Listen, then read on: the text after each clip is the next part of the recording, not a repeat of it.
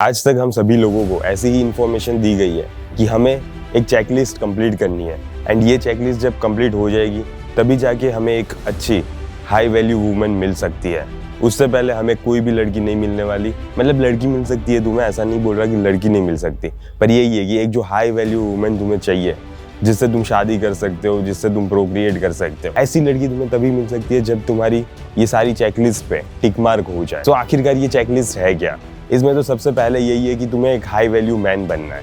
उसके लिए तुम्हें मिलियनर होना है, बहुत सारे पैसे होने चाहिए तुम्हारे पास। फिर आता है कि तुम फिजिकली फिट होने चाहिए, इतने ज़्यादा चूतिए, इतने ज़्यादा पथेटिक नहीं लगने चाहिए। अगर तुम इतने ज़्यादा खराब दिख रहे हो, तुम मोटे हो, तुम सांड जैसे हो एंड फिर भी तुम्हारी बॉडी नहीं है, बेसिकली यही है कि बहुत ज़्यादा पतले हो या तो बहुत ज़्यादा मोटे हो।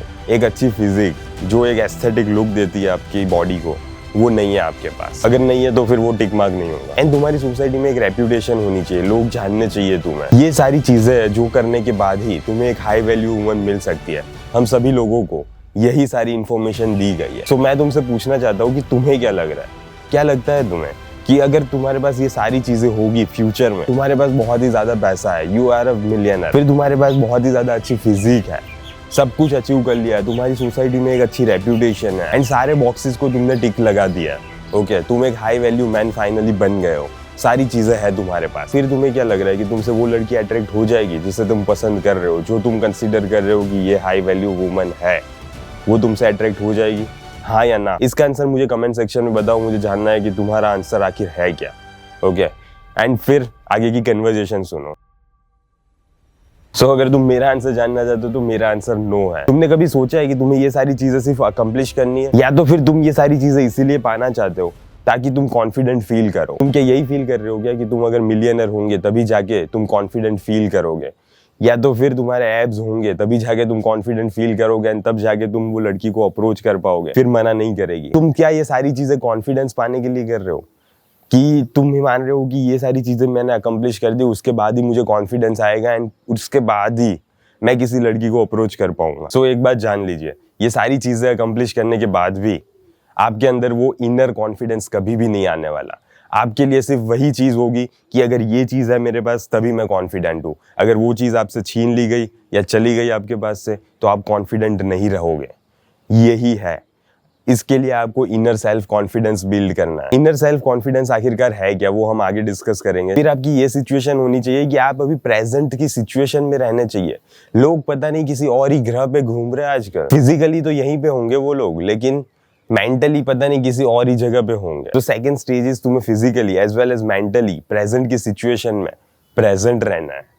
फिर third and final, you shouldn't give a fuck that much. तो ये तीन चीज प्रायोरिटी लिस्ट में थोड़ा ज्यादा ऊपर आती है।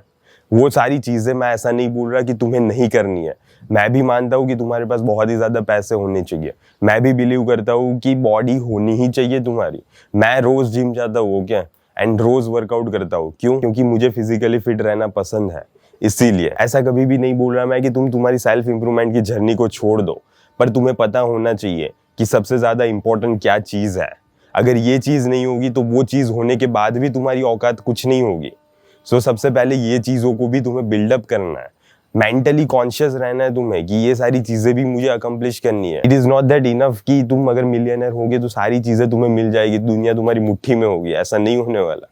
ठीक है, तुम्हें कॉन्फिडेंस चाहिए, इनर कॉन्फिडेंस चाहिए कि तुम्हारे पास कुछ भी नहीं होगा तो भी तुम कॉन्फिडेंटली वहां पे खड़े हो, किसी से बात कर रहे हो एंड तुम कॉन्फिडेंट फील कर रहे हो इनर से। सपोज मान लीजिए कि आप कहीं सोशल ओकेजन पे जा रहे हो एंड आप वन ऑफ द मिलियनर हो, ये अज्यूम करना है, अभी हो नहीं मुझे पता है, लेकिन अज्यूम कर लो एंड तुमने एक अच्छी लड़की को वहां पे देखा, पर तुम्हें क्या लगता है कि उसे कैसे पता चलेगा कि तुम्हारी वैल्यू आखिरकार है क्या, तुम्हारी रेटिंग्स क्या है ऑन अ 1 to 10 स्केल, तुम आखिर कहाँ पे फॉल करते हो, ये उसे कभी भी पता नहीं चलने वाला।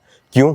क्योंकि उसके पास बहुत ही ज्यादा लोग हैं, तुम उसे अटेंशन दे रहे हो तो उसके लिए कोई बड़ी बात नहीं है। उसके पास बहुत ही सारे लोगों के अटेंशन आते होंगे डेली बेसिस पे, उसके लिए तुम भी एक ऑर्डिनरी पर्सन हो जो उसको घूर रहा है, उसके लिए उससे ज्यादा तुम कुछ भी नहीं हो। जब तक तुम लुक्स के स्केल में 9 या 10 ना हो तब तक वो तुम्हारे सामने कभी भी नहीं देखने वाली। एंड मुझे पता है कि अगर तुम 9 या 10 होगे तो तुम मेरा वीडियो फर्स्ट प्लेस में देख ही नहीं रहे होंगे। हम उससे नीचे की बात कर रहे हैं। फिर उसे कैसे पता चलेगा कि तुम्हारी वैल्यू आखिरकार है क्या? एक ही चीज है जिससे उसे पता चल सकता है, तुम उस ओकेजन में कहीं पे स्टैंड आउट कर रहे हो, तुम लोगों से अलग ही दिख रहे हो। हम एक हाइपोथेटिकल सिनेरियो क्रिएट करते हैं। ओके, तुम एक मैरिज फंक्शन में गए, अब वहां पे तुम बैठे हो डिनर टेबल पे, एंड वहां पे ऐसे सिचुएशन हो रही है कि 6 लड़कियां बैठी हैं, 4 लड़के बैठे हैं। एज्यूम करने के लिए बोल रहा हूँ, मुझे पता है ये प्रैक्टिकली थोड़ा पॉसिबल नहीं है, लेकिन फिर भी एज्यूम कर लो। ओके, वहां पे सभी को खाना बांट रहे हैं एंड सब आपस में बात कर रहे हैं, मतलब सब कुछ अच्छे से चल रहा है। एक तो मिलियनर बैठा है जो कि आप हो, सिनेरियो में आपने एज्यूम किया, राइट, एंड एक नॉर्मल पर्सन है who doesn't give a fuck, and वो अभी प्रेजेंट की सिचुएशन में रहता है। ओके, ऐसा पर्सन वहां पे बैठा है। अब सिचुएशन ये हुई कि उस पर्सन को किसी ने क्वेश्चन पूछा कि व्हाटएवर, मुझे पता नहीं एक्चुअली क्या क्वेश्चन पूछा, लेकिन उसने क्वेश्चन का जो आंसर दिया वो इतना ज्यादा फैसिनेटिंग आंसर था कि सारे टेबल पे जो भी लड़के लड़कियां थी वो उससे अट्रैक्ट हो गए। अरे वाह यार, तुम्हारा कितना विटी आंसर था, इतना अच्छा आंसर तो मैं कभी एज्यूम भी नहीं कर सकते। And suddenly centre of attraction वो पर्सन बन गया। अब सभी लोग उसकी तरफ अट्रैक्ट हो रहे हैं, वो 6 की 6 लड़कियां उसकी तरफ अट्रैक्ट हो रही है। अब इस सिचुएशन में तुम ये मान लो कि तुम मिलियनर होने के बावजूद भी तुम्हें सेक्स मिलने के चांसेस नहीं है। ओके, उस लड़के को सेक्स मिलने के चांसेस ज्यादा हो गए उन 6 लड़कियों के पास से, क्योंकि उसकी डिस्क्रिपेंसी वैल्यू ज्यादा हो गई। अब वो सारी लड़कियां वहां पे बैठी होंगी, वो यही एज्यूम करेगी कि ये हमसे रेटिंग में ज्यादा है, एंड लड़कियां हमेशा ऐसे लड़कों को ही प्रीफर करती है जो रेटिंग में उनसे ज्यादा हो। ओके, अगर लड़की मान रही है कि मैं 5 हूँ या 6 हूँ या 7 हूँ व्हाटएवर, तो वो लड़का 8, 9, 10 होना चाहिए, तभी जाके वो कंसिडर करेगी कि हाँ ये मेरे लिए अच्छा लड़का है। एंड ये हम सबको पता ही है ये सारी सिचुएशन। तो इस सिचुएशन में उस लड़के ने क्या किया कि वो स्टैंड आउट हुआ, एंड उसके लिए तो ये फनी भी नहीं था, उसने तो सिर्फ जस्ट आंसर दिया, पर पता नहीं दूसरे लोगों को ये सादा ही अम्यूजिंग आंसर लगा, इसकी वजह से वो अट्रैक्ट हुआ। उसने अपने आप को 100% एक्सेप्ट कर लिया था, वो अपनी स्किन के अंदर कॉन्फिडेंट फील कर रहा था, इसीलिए वो ऐसा आंसर दे पाया, जिसकी वजह से वो सेंटर ऑफ अट्रैक्शन बन गया, एंड सारे लोगों की नजर उसी के ऊपर। एंड फाइनली वो हायरार्की में तुमसे ज्यादा ऊपर चला गया। तुम एक मिलियनर होने के बावजूद भी, उस सिचुएशन की बात कर रहा हूं सिर्फ, भले तुम सोसाइटी में बहुत ही ज्यादा पैसे वाले हो, लेकिन उस सिचुएशन में, उस पर्टिकुलर मूवमेंट में तो उसकी डिस्क्रिपेंसी वैल्यू तुम्हारे से ज्यादा हो गई ना। तो मैं यही बताना चाहता हूँ कि ये चीजें थोड़ी स्टैंड आउट करती है, एंड इस पे तुम्हें फोकस करना चाहिए। एंड जब भी तुम किसी लड़की के साथ बात कर रहे हो, वो लड़की जिसे तुम्हें अपना फ्यूचर पार्टनर बनाना है, या तो फिर जो तुम्हारी फ्रेंड है पर तुम्हें उससे ज्यादा आगे बढ़ना है। फ्रेंड इन द सेंस ऐसा नहीं बोल रहा कि उसने तुम्हें फ्रेंड जोन में रख दिया है, फ्रेंड जोन में रखा है, एंड तुम अगर फ्रेंड जोन में हो तो तुम चूती हो, तो उसके लिए कोई बात ही नहीं कर रहा मैं। एंड अगर तुम उसको अपनी तरफ अट्रैक्ट करना चाहते हो, तो तुम जब भी उसके साथ बात कर रहे हो तब तुम्हें प्रेजेंट की सिचुएशन में रहना है। कुछ चीजें अप्रिशिएट करो, अगर उसने अच्छे कपड़े पहने हैं, या वो अच्छी दिख रही है आज, उसके हेयर ज्यादा अच्छे है, या आईब्रो ज्यादा अच्छी, या आंखें कुछ अच्छी दिख रही है, उसको बोलो तो फिर कि ये चीजें तुम्हारे अंदर अच्छी लग रही है आज, जो मुझे ज्यादा ही पसंद आ रही है आज, एंड मैं उसकी तरफ मोहित हुआ जा रहा हूँ।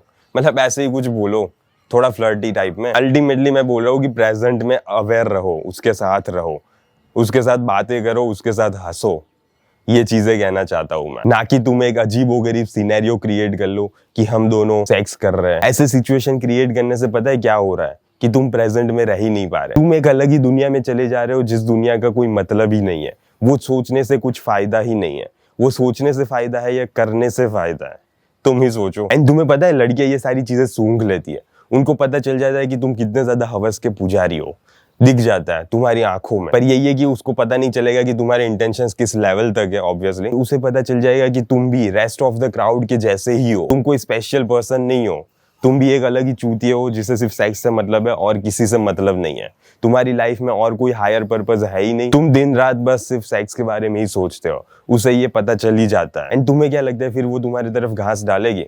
उसे फिर तुमसे कोई मतलब भी नहीं रहेगा, क्योंकि तुम एक ऑर्डिनरी पर्सन ही हो जो कि चूतिए हो। तुम्हें पता है कैसे बात करनी है, तुम्हें ऐसे बात करनी है कि you shouldn't give a fuck about sex. तुम्हें कोई मतलब नहीं है कि इस लड़की से तुम सेक्स कर पाओगे फ्यूचर में या नहीं, तुम्हें ऐसी ही मेंटालिटी के साथ जीना है, तभी जाके तुम प्रेजेंट की सिचुएशन में अवेयर रह पाओगे, एक हाइपोथेटिकल वर्ल्ड में नहीं चले जाओगे, एंड इतने ज्यादा चूतियापे वाले सिनेरियोज अज्यूम नहीं करोगे। सेक्स तुम्हारे लिए कभी भी इतनी ज्यादा बड़ी डील होनी ही नहीं चाहिए, तुम्हें कोई मतलब होना ही नहीं चाहिए यार कि हो रहा है कि नहीं हो रहा। तुम्हें अपने अंदर के हंगर को कंट्रोल करना आना चाहिए।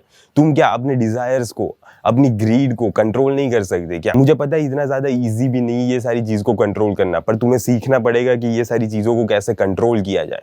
अगर तुम अपनी हवस ऐसे ही बाहर दिखाते फिरोगे तो तुमसे कोई लड़की अट्रैक्ट नहीं होने वाली, उल्टा वो ज्यादा दूरी भागेगी तुमसे। तो अपनी हवस को कंट्रोल करना सीखो, वो सारी तुम्हारी चेहरे पे दिखनी चाहिए, तुम्हारी आंखों में हवस नहीं दिखनी चाहिए इतनी। एंड तुम जब ऐसा एटीट्यूड रखोगे ना कि आई डोंट गिव अ फक, अगर सेक्स हो रहा है कि नहीं माच होता है, मुझे कोई फर्क नहीं पड़ता, तो फिर अल्टीमेटली ये सिचुएशन क्रिएट हो रही है कि तुम रियल में उसके साथ प्रेजेंट रह रहे हो, तुम उसके साथ हंस पाओगे, तुम उसके साथ अच्छे से बात कर पाओगे, तुम सारी सिचुएशन में उसको अच्छे से फील कर पाओगे। एक इंटीमेसी होती है ना जो, वो आप क्रिएट कर पाओगे। एंड इसकी वजह से फिर क्या होगा पता है, वो आपसे ज्यादा अट्रैक्ट होगी, वो फिर सेक्स करना चाहेगी, ना कि आप। एंड एक चीज कंसीडर करो, हमेशा ऐसा नहीं है कि सिर्फ लड़का ही सेक्स करना चाहता है, ओके? लड़की भी सेक्स करना चाहती है, उसका भी मन है, लेकिन वो ऑब्वियसली तुम्हारी जैसे चूतिया नहीं है कि इतनी ज्यादा हवस को दिखाई पड़ती है। उनको कंट्रोल करना आता है, उनको पता है कि कैसे इतना ज्यादा डेस्परेशन मैं शो ना करूं। एंड तुम्हें भी यही करना है, तुम्हें भी इतना ज्यादा डेस्परेशन शो नहीं करना है कि मैं भूखा प्यासा हूं सेक्स के लिए। तुम अगर ऐसा शो करोगे तो बहुत ज्यादा पैथेटिक सिनेरियो क्रिएट हो जाता है। एंड इसके बाद फिर शायद ये भी सिचुएशन आ सकती है कि वो तुम्हें बोले कि चलो करते हैं, लेकिन नहीं, फिर तुम्हें ये सिचुएशन में आना है कि तुम्हें अपने आप को इतना ज्यादा रेडी रखना है कि नहीं आज नहीं करेंगे। तुम्हारा अपने आप के ऊपर इतना ज्यादा कंट्रोल होना चाहिए कि नहीं, तुम ये सारी सिचुएशन को कंट्रोल कर पाओ कि नहीं, जैसा मैं चाहता हूँ वैसा हो। कि उस लड़की को शो होगा कि नहीं, इसके पास एबेंडेंट अमाउंट में लड़के अप्रोच करती है, इसको सेक्स से इतना ज्यादा मतलब नहीं है, एंड वो और भी ज्यादा तुमसे अट्रैक्टेड फील करेगी। इस एटीट्यूड को ट्राई करके देखो। You shouldn't give a fuck about sex, never ever. वो एक बाई प्रोडक्ट है जो आपको बाद में मिल ही जाएगी। जस्ट आप अभी फोकस करो कि प्रेजेंट में रहो। सारी चीजों को समराइज कर देता हूँ। सबसे इंपॉर्टेंट चीजें ये सारी है। तुम्हारी गांड के अंदर गूदा होना चाहिए, ये ज्यादा इंपॉर्टेंट है। फिर तुम्हें कॉन्फिडेंट फील करना है।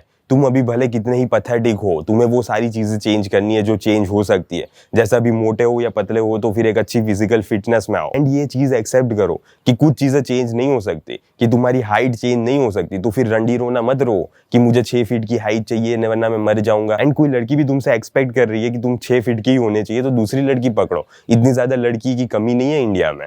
एक ही लड़की के पीछे गांड मत घिसाया करो, क्योंकि हाइट जैसी चीजें कभी भी चेंज नहीं होने वाली। तुम्हारे पास सिर्फ सर्जरी का ऑप्शन है, एंड वो भी इतना ज्यादा सूटेबल ऑप्शन नहीं है। एंड अपने फेस को चेंज करो। सब लोग अभी भी जीभ को नीचे ही रखे हुए हैं।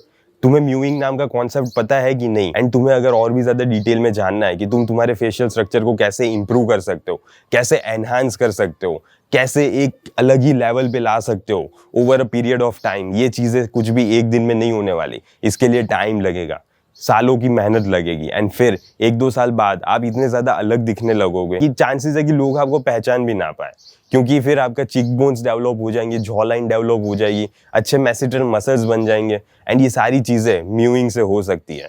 सो आप चेकआउट कर सकते हो हमारा कोर्स, नीचे डिस्क्रिप्शन में लिंक दी गई है। मैं ये बोल रहा हूँ कि उन सारी चीजों को चेंज करो जिन सारी चीजों को चेंज कर सकते हो, एंड जिस चीज को चेंज नहीं कर सकते उसको रहने दो ऐसे ही, क्योंकि वो चेंज नहीं होने वाली। एंड एक्सेप्ट कर लो, एंड फिर अपने अंदर से इनर कॉन्फिडेंस को बिल्डअप करो कि हाँ, मुझे कोई फर्क नहीं पड़ता कि मेरी 6 फीट हाइट नहीं है तो भी, लेकिन मैं कॉन्फिडेंट हूँ इस हाइट में भी, मुझे कोई फर्क नहीं पड़ता। I don't care, I don't give a fuck attitude develop करो। With all this things you are good to go achieve your goals man.